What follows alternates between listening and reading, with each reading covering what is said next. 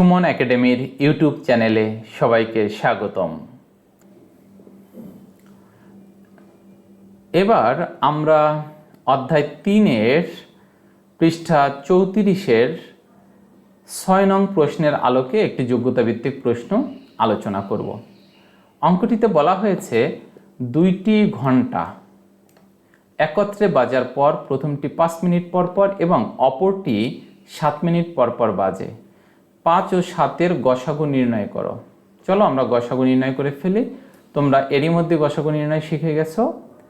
তো 5 দিয়ে 7কে ভাগ করলে 5 একে 5, 7 থেকে 5 বিয়োগ করলে 2, 2 দিয়ে 5কে ভাগ অর্থাৎ এই 2 দিয়ে আবার ভাগ করব সর্বশেষ ভাজককে যদি 2 দিয়ে ভাগ করি তাহলে 2 দিয়ে 4 থাকে 1, 1 দিয়ে যদি আবার 2কে ভাগ করি 2 একে 2।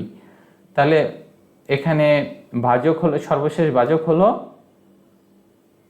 গসাগু, সুতরাং গসাগু 1, উত্তর 1। এবার খ নং প্রশ্নটি যে ঘন্টা দুইটি সকাল 10টায় একত্রে বাজার পর পরবর্তী কোন সময়ে আবার একসঙ্গে বাজবে। যেহেতু একসঙ্গে আছে সেহেতু লসাগু করতে হবে। তাহলে কি লিখব যে 5 ও 7-এর লসাগু তত মিনিট পর ঘন্টা দুটি পুনরায় আবার বাজবে।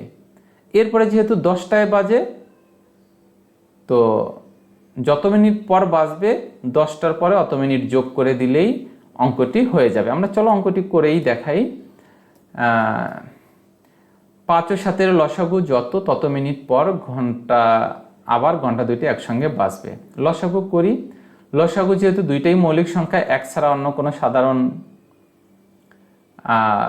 সংখ্যা নেই যেটা দিয়ে উভয়কে ভাগ করা যায়, তাহলে 1 দিয়ে ভাগ করি। 5 একে 5, 7 একে 7, লসাগু হলো 5 গুণ 7, 35। এবার 35 মিনিট পর ঘন্টা দুইটি একত্রে বাজবে। এখন ঘন্টা দুইটি সকাল 10টায় বাজে একত্রে, তাহলে পরবর্তীতে আবার কখন বাজবে? 10:35-এ বাজবে। তাহলে এটা সাজিয়ে লিখবো কিভাবে? ঘন্টা দুইটি সকাল 10টায় একত্রে বাজে, সুতরাং পরবর্তী সময়ে আবার একসঙ্গে বাজবে সকাল 10টা যোগ 35 মিনিট, অর্থাৎ সকাল 10:35 মিনিট। উত্তর সকাল 10:35 মিনিট। আশা করি তোমরা অঙ্কটি বুঝতে পেরেছ। অনেক অনেক ধন্যবাদ অঙ্কগুলো দেখার জন্য। পরবর্তী অঙ্কটি দেখার আমন্ত্রণ জানিয়ে শেষ করছি। আল্লাহ হাফেজ।